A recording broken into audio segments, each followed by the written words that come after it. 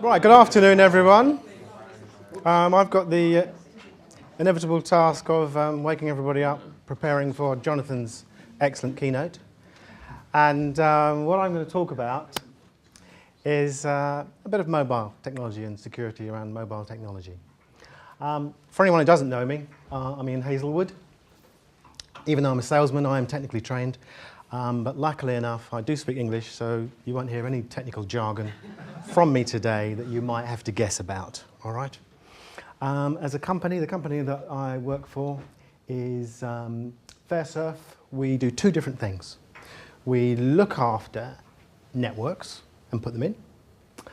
When I say look after, we actually guarantee that they'll work. So once we're actually supporting a company, we will guarantee that their network will work.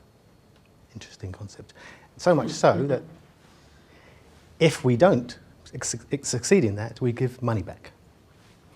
The other thing that we do is people who haven't got, organisations or people that haven't got any infrastructure, we actually supply the services that that infrastructure would actually supply via our cloud services. So we can deliver file servers, we can deliver databases, we can deliver any service that people require to any device, anywhere from our cloud installation. But today, I'm going to talk about something that is, judging by the things that have been bought, the millions of them been bought, are very, very keen on everyone's mind today. I'm going to talk about smartphones. That includes iPhones, that includes the devices, HTC, which this is, any smart device, in addition to laptops, bit of technical jargon, I'm afraid, Wi-Fi, 3G, which is a connection to the internet via one of these, 4G, which is the thing that's coming out soon, that will give a 100 meg connection to a phone, and WiMAX, which is something that provides internet to a city, such as this. These devices now, and laptops, they mean that location is no barrier to doing anything you wish, absolutely anything. People are always connected. This is good and bad. People are always connected, but in addition to that, depending on what you have on this device, some organisation knows where you are, what you're doing, what is on the device. Now, traditionally, and I actually met someone the other day that still only does this. I met a guy who only uses his mobile phone for phone calls. I just met another one. And a third. Now, I don't know whether your devices don't have email and text as well. These devices must be very old. Amazing. Anyway. I'm very old. Yeah, so are we all here today. But anyway, the point is that effectively that's a traditional device now. Phone calls, email and text is not what a smartphone provides. That's a minor part of what a smartphone will provide. The reason is that a smartphone knows where it is in the world, and it also knows where it's being pointed, automatically, without you doing anything. You add to that the fact that it's constantly connected to the internet, and that because of companies like Apple and also Google, there are now thousands of applications. These devices are effectively more capable than the PC at work, or in fact a work phone, unless you're fortunate, or a laptop. So they're actually usually as powerful and more capable than a laptop or PC. And in a lot of companies, they're not looked upon in that way. Now, to do a bit of research on this over the last few days, I was travelling on the bus to and from work, and I was watching what people were doing with their phones. Number one app, Facebook on their mobile phone. Must be done. 5-minute bus journey, Facebook. Number two app, tweeting. Google Maps. Now, I used this the other day because I was lost in a town, didn't know where it was I was going. Google Map up, find out where I need to go. Very straightforward. LinkedIn, I've tried and failed with this a number of times. LinkedIn on the mobile phone, on a desktop, it's fine, but on a mobile phone, it seems a bit clunky. YouTube, of course, you can video this and load it up to YouTube without any problem whatsoever. Augmented reality is something that not a lot of people know a bit about, which is if you're using a video function on a phone, augmented reality can actually overlay information about where you're pointing that phone on top of that. So for example, if I was videoing this room, it might tell me that this air conditioning unit has been running for 2 months and needs to be changed in a month. It might tell me that that bulb is this kind of bulb and therefore we need to order those and so on. It's that kind of information, it's that accurate. And the interesting thing about this is that at the moment, the knowledge that this phone has to do with where it is accurate to within about 5 meters. But by the end of the year, because of the Galileo program that's being run by the European Union, there's going to be an overlay on top of GPS that will allow this device and any device like it to know where it is to an accuracy of 2 or 3 centimeters. This is interesting because it's not just these devices, they're going to start using the Galileo system to actually locate the height and the location of aeroplanes. It's actually been certified to be accurate enough so that you can fly and land planes with this technology that's via satellites. I personally use an HTC phone. There's a particular reason for that, mainly because it comes free. People. Convincing.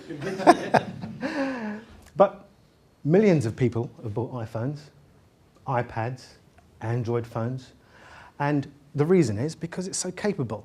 Compared to the device or PC or laptop that you're given at work, it's phenomenally capable.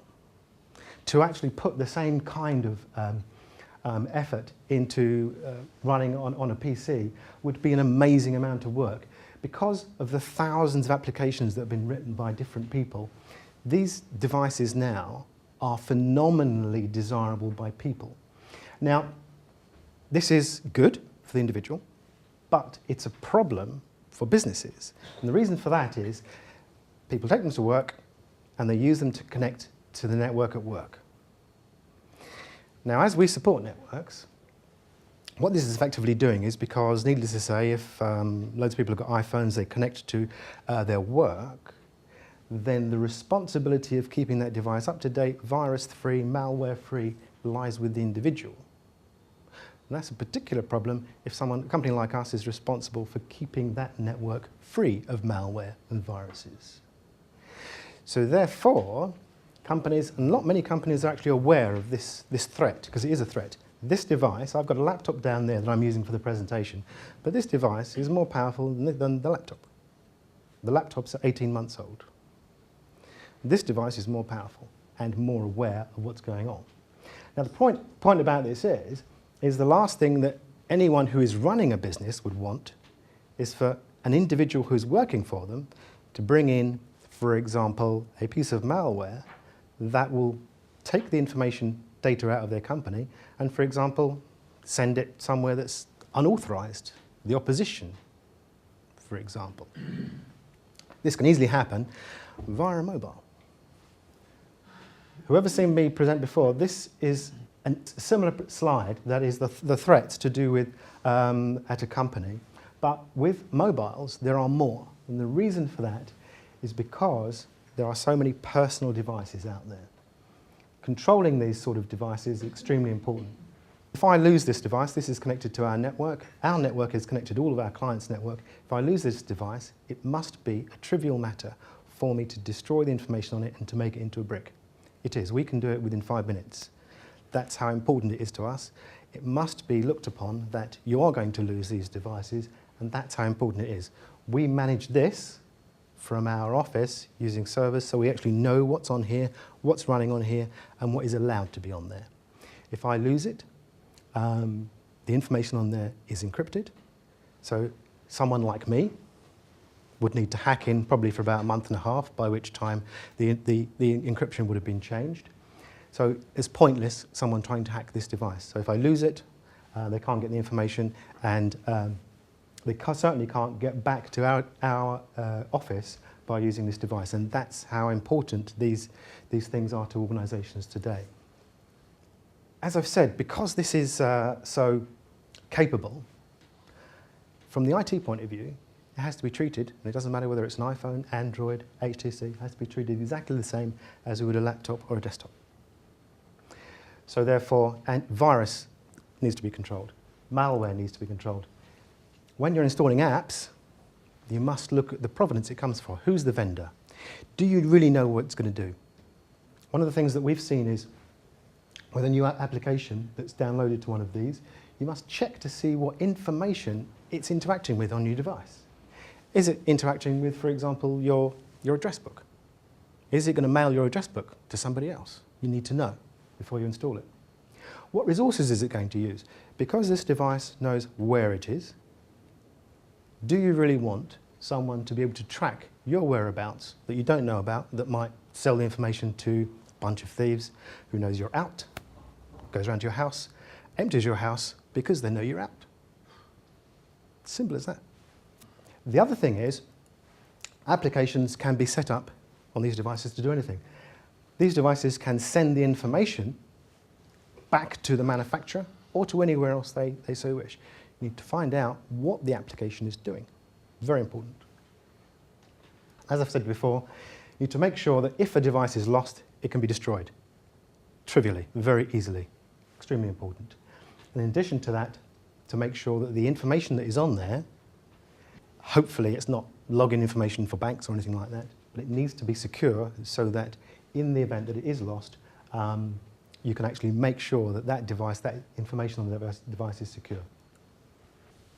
Now, I must admit, I'm jealous of Miss Bernie Wedge's job title. She's Information Technology Risk and Assurance Practice Leader at Ernst & Young.